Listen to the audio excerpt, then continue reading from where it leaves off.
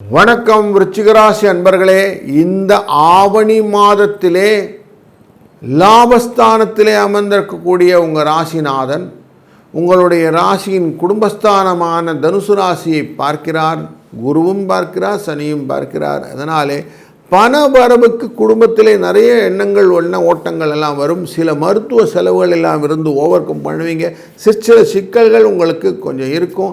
அந்த சிக்கல்களை எப்படி டேக்கிள் பண்ணுறோம் அப்படிங்கிற ஐடியாஸையும் கொஞ்சம் ஆலோசனைப்படி, முன்னோர்களின் ஆலோசனை, மூத்தவரின் ஆலோசனைன்னு சொல்லுவோம். அப்படிலாம் ஆலோசனை பெற்று பண்ணும்போது கொஞ்சம் கிளாரிட்டி கிடைக்கும். நீங்களாக பண்ணும்போது கொஞ்சம் சிக்கல் கொஞ்சம் இழுத்துக்கிட்டு இருக்கும். அதனால் கொஞ்சம் இங்கே கேர்ஃபுல்லாக இருக்க வேண்டிய சூழ்நிலை இருக்கிறது.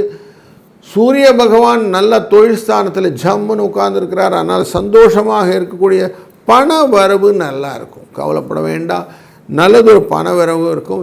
செவ்வாய் கேது சேர்ந்து அமர்ந்திருக்கிறனால கொஞ்சம் தொழில் அடிப்படையில் பண விரயங்கள் உண்டாகும்.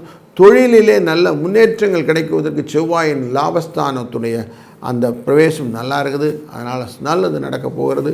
பஞ்சமஸ்தானத்திலே சனி பகவான் வக்கரத்தில் இருப்பதனாலே, அவரை தன் பார்வையாலே செவ்வாய் பார்ப்பதனாலே குழந்தைகள் மூலியமாக லாபத்தை பெற்றுத்தருவதற்கான வாய்ப்புகளும் உண்டு.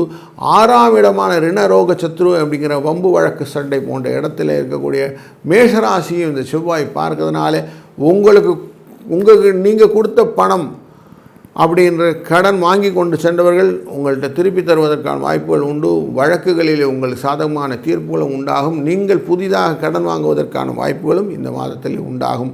நல்லதே நடக்கப் போகிறது. அப்படிங்கிறனால விநாயகப் பெருமானின் வழிபாடு கூடுதல் சிறப்பை ஏற்படுத்துவதால் விநாயக சதுர்த்தி அன்று விநாயகரை வழிபட்டு நீங்கள் செய்யக்கூடிய காரியங்கள் நல்லது நடக்கும். நல்லதே நடக்கட்டும். வாழ்க வளத்துடன்.